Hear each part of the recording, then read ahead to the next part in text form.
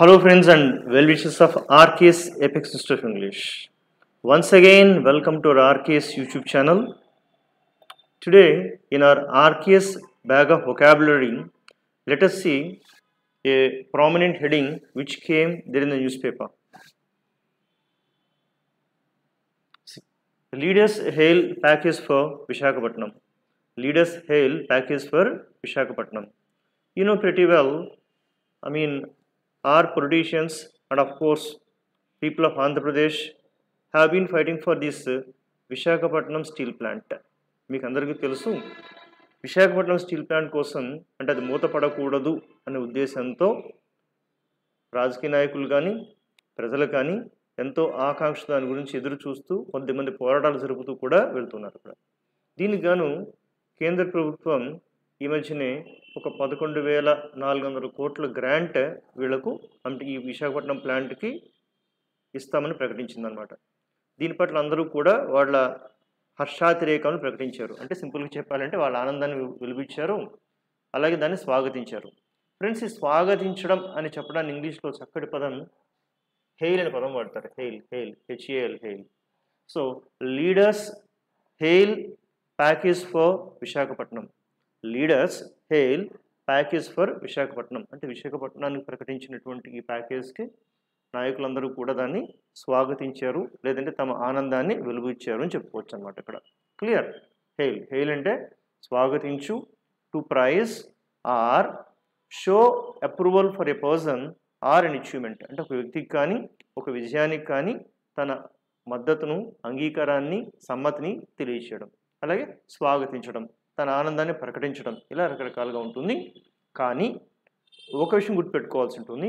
Hail you can take the word like praise or welcome somebody's success or statement, but it is as a verb. అది verb అని గమనించాల్సి ఉంటుంది. Verb ఒక వర్బ్గా మాత్రమే. Because hail as a noun has got different meaning.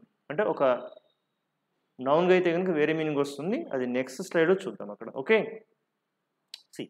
his work was immediately hailed as a masterpiece.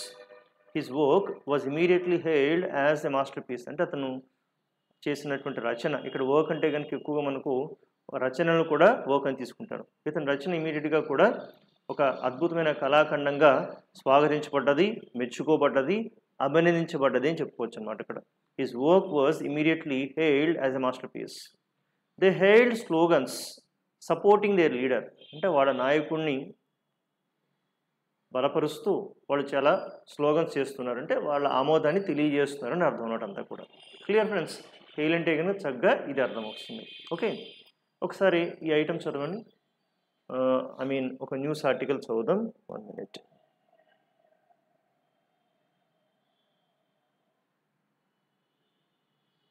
Okay, right.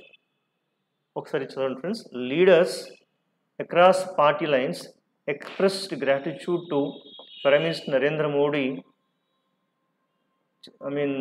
Andhra Pradesh CM Chandrababu Naidu, Union Minister Nirmala Sitharaman for approving a 11,440 crore revival అని ఇచ్చారు కదా. అంటే ఈ lines నుంచి కూడా మనం కొన్ని మంచి మంచి స్ట్రక్చర్స్ నేర్చుకోవచ్చు.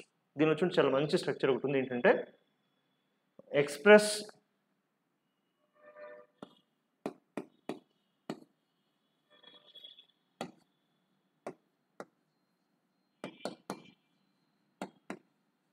Gratitude.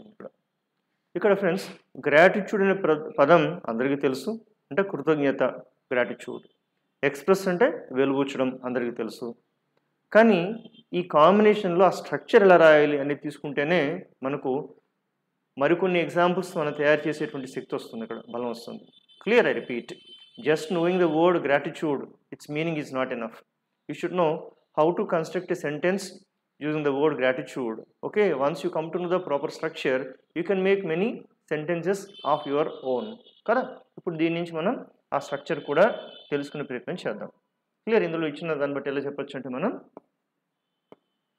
Subject plus express. What do express? You express your gratitude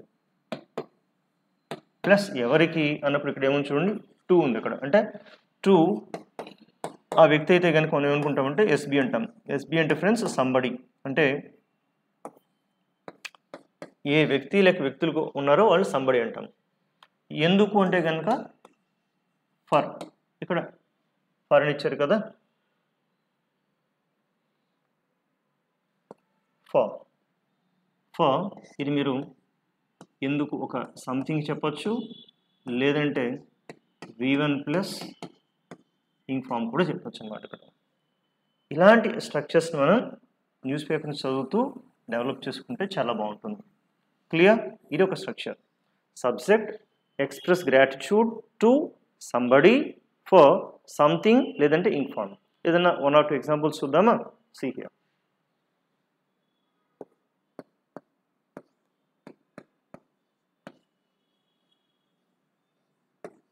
I expressed my gratitude to my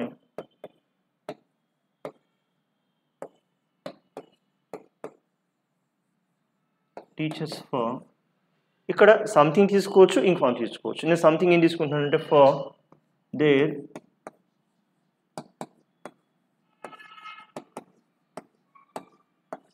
guidance అని తీసుకుంటాను. లేదు, ఇంక్ ఫామ్ తీసుకుంటాను. ఫర్